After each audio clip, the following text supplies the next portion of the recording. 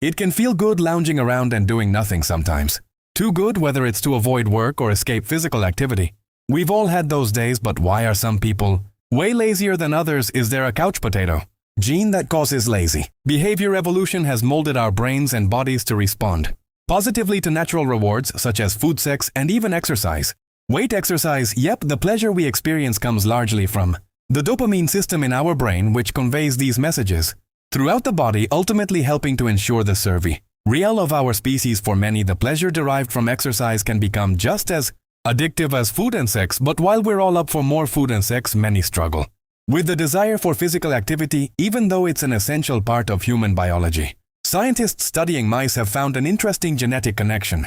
After separating mice into two groups, those that chose to run on their wheel more often, and those that decided not to run as much, the difference was clear in their offspring. After 10 generations, the running mice would run on their wheels 75% more often than the other group, and by 16 generations, they were running 7 miles a day as opposed to the average 4 miles. It seemed their motivation for physical activity was genetic. We all inherit genes from our parents that play a key role in the development of our brains, and these genes can make some literally crave activity. In fact, the brains of the running mice had larger dopamine systems and regions that deal with motivation and reward. They needed activity. Otherwise, their brains would react similar to a drug-addicted rodent when deprived of cocaine or nicotine. They were genetically addicted to running. We also inherit genes responsible for our other traits, from impulsivity to procrastination to work ethic and straight-up laziness, and it turns out our physical laziness may be linked to a couch potato gene, or rather a mutation in a normal gene which regulates activity levels. This gene is responsible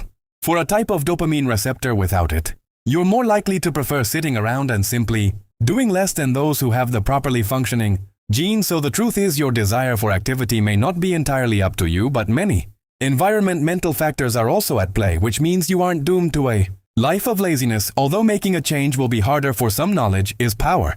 So if you think you're genetically lazy, get off the couch and fight your DNA. Your brain will reward you in the end. Need some help to get there? Check out our past video on the science of productivity, which might help you improve your motivation and fight that laziness. And if you'd like to learn more about the amazing science behind extraordinary athletic performance, check out one of our favorite books, The Sports Gene by David Epstein, which was a major source for this episode.